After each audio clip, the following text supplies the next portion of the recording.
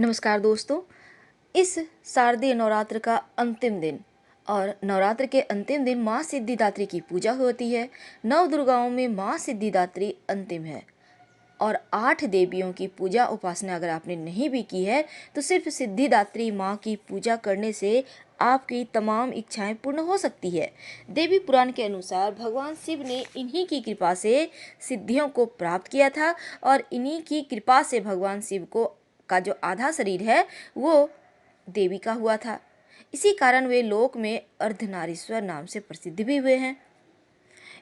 इस माँ की पूजा के वैसे तो बहुत सारे मंत्र हैं, लेकिन 2 मंत्र हमने आपको दिया है स्क्रीन पे। इस मंत्र का जप करने से देखिए, माँ दुर्गा की 9वीं शक्ति का नाम सिद्धिदात्री है। माँ सिद्धिदात्री 4 भुजाओं वाली हैं और इनका वाहन सिंह है। ये कमल पुष्प पर बैठी हुई हैं। इनके दाहिनी ओर के ऊपर वाले हाथ में गदा, नीचे वाले हाथ में चक्र और बाएं हाथ के ऊपर वाले हाथ कमल पुष्प, नीचे हाथ में शंख है। अंतिम दिनों में भक्तों की पूजा के समय अपना सारा ध्यान निर्वाण चक्र, जो कि हमारे कपाल के मध्य स्थित होता है, यहाँ पर लगा के माँ को प्रणाम करना चाहिए और माँ से आशीर्वाद मांगना चाहिए कि जीवन में कभी किसी चीज़ की कमी ना हो।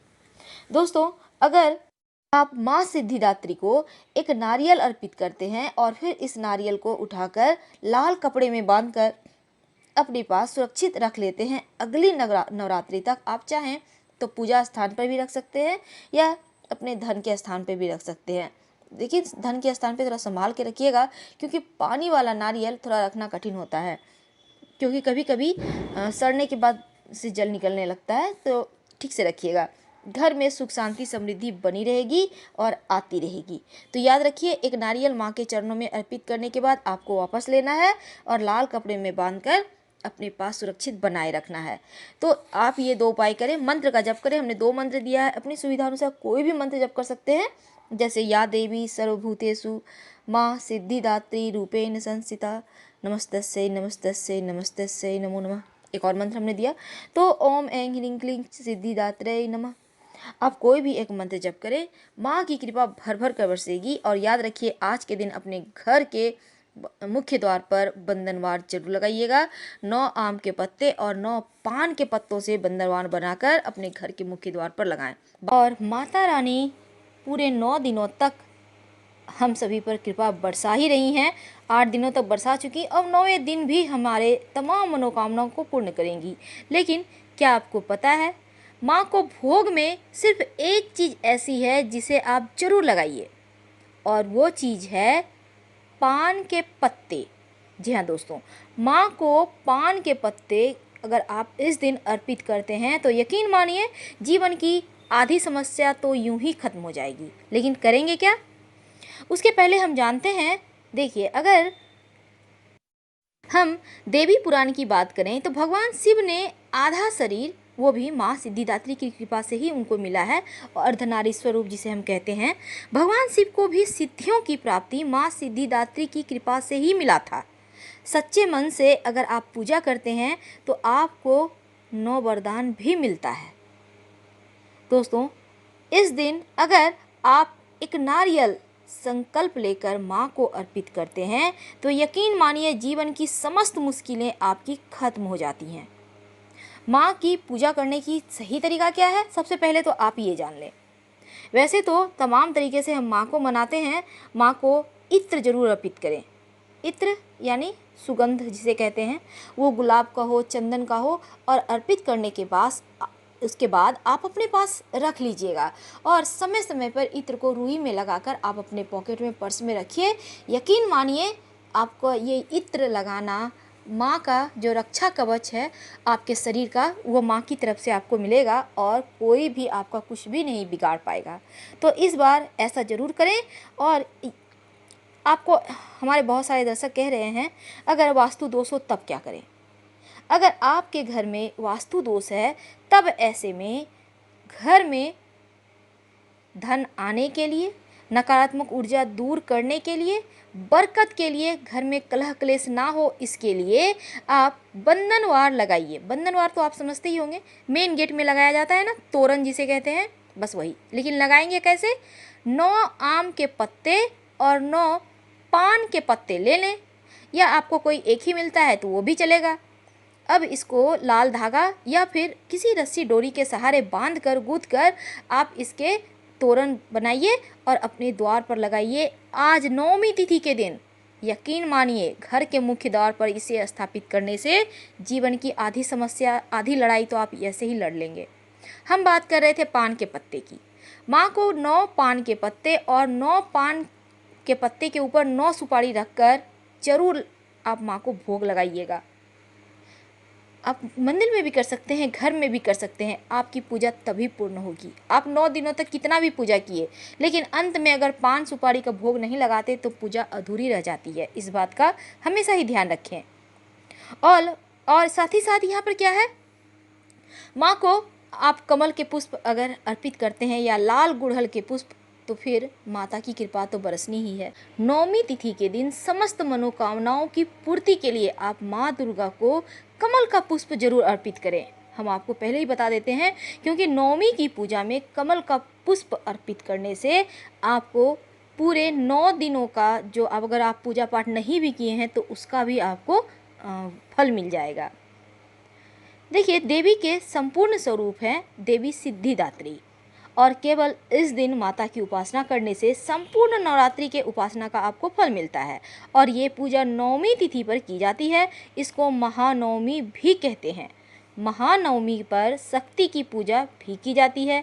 इसको करने से किसी भी तरह की समस्या अगर है जीवन में तो निश्चित रूप से आपकी विजय होती है।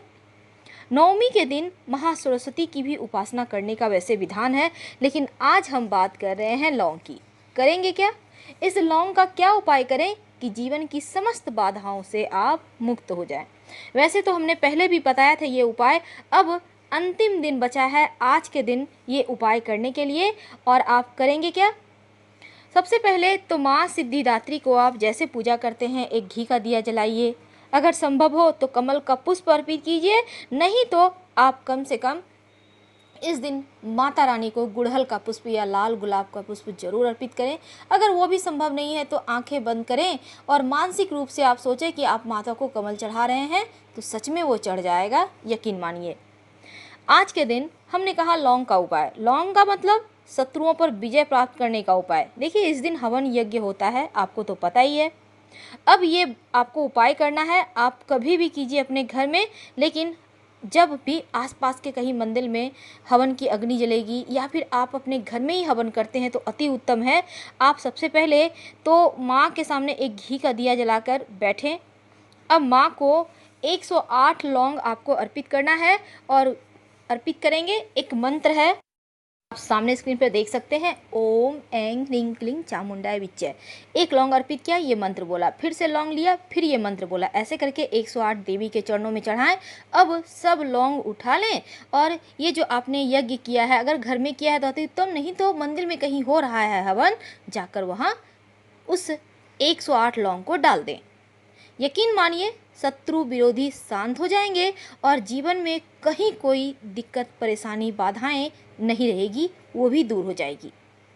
माँ को इस दिन हम मनाने के लिए बहुत सारे प्रयास करते हैं, क्योंकि अंतिम दिन है नवरात्र का। माँ सिद्धिदात्री के बारे में वैसे तो बहुत सारी कथाएं प्राप्त होती हैं, लेकिन जिसमें माँ दुर्गा सप्तशती के कुछ प्रसंग माँ सिद्धिदात्री के विषय में बताते हैं, क्योंकि इन्हीं के द्वारा ही व्यक्ति को सिद्धि, बुद्धि, सुख, शांति, समृद्धि की प्राप्ति होती है और घर की परेशानियाँ, क्लेश, दुख, दारिद्र्य दूर होता है, परिवार में प्रेम भाव बना रहता है। यानी माँ सिद्धिदात्री ही सर्वमय है, जिसे एक कथानक में देवी स्वतः ही स्वीकार करती हैं कि इस संसार में मेरे सिवा दूसरी कौन है, ये मेरी ही विभूतियाँ हैं, अतः मुझ में ही प्रवेश कर रही है। तदंतर ब्राह्मणी आदि समस्त देवियां अंबिका देवी के शरीर में लीन हो गई। उस समय केवल अंबिका देवी रह गई और बोली, मैं अपने ऐश्वर्य शक्ति से अनेक रूपों में यहाँ उपस्थित हुई थी, उन सब रूपों को मैंने समेट लिया, अब अकेली ही युद्ध में खड़ी हूँ, तुम भी स्थिर हो जाओ। तदंतर देवी और शुंभ दोनों में सब देवताओं और दानवों को देखते देखते भयंकर युद्ध छिड़ गया। ऋषि कहते हैं, तब समस्त दैत्यों के राजा शुंभ को अपनी ओर आते देख देवी ने त्रिशूल से उसकी छाती छेद कर उसे पृथ्वी पर गिरा दिया। देवी के शूल की धार से घायल होने पर उसके प्राण पखेरु उड़ गए और वह समुद्रों, द्वीपों, पर्वतों सहित समूची पृथ्वी को कपाता हुआ भूमि पर गिर पड़ा। तदंतर उस दुरात्मा के मारे जाने पर संपूर्ण जगत प्रसन्न एवं पूर्ण स्वस्थ हो गया और आकाश स्वच्छ दिखाई देने लगा। पहले जो उत्पात सूचक मेघ और उल्कापात होते थे वे सब शांत हो गए और उस दैत्य के मारे जाने पर नदियां भी ठीक मार्ग से बहने लगी। माँ के आप बहुत सारे मंत्र हैं, लेकिन उनमें से माँ के एक मंत्र, या देवी सर्वभूतेषु माँ सिद्धि दात्री रूपेण संस्थिता नमस्तस्यै नमस्तस्यै नमस्तस्यै नमो नमः। इस मंत्र का जप करते हैं जितनी मर्जी उतनी बार तो जीवन की तमाम परेशानियां तो खत्म होगी ही, आपको सिद्धियों की प्राप्त होगी और माँ की कृपा आप पर यूं ही बनी रहेगी। आपको तो पता ही है कि माँ बहुत सारी सिद्धियां देने वाली हैं और उनमें से 8 सिद्धियां हैं: अनिमा, लघिमा, महिमा, गरिमा और प्राप्ति, प्राकंप्य, वसित्व, इसित्व। दोस्तों, माँ के मंत्र का जप करते रहें, माँ के शरण में रहें, क्योंकि माँ ही संपूर्ण जीवन की, संपूर्ण पृथ्वी की अधिष्ठात्री हैं। माँ में ही सब कुछ समाहित है और हम सब भी माँ के ही द्वारा चलाए जाते हैं पृथ्वी पर। जो भी हम भोगते हैं, सुख दुख, अच्छा बुरा, सब माँ की कृपा है। हर हर महादेव। जानकारी अच्छी लगे तब लाइक कर सब्सक्राइब करें, अपनों से शेयर करें और कमेंट में हर हर महादेव जरूर लिखें। धन्यवाद।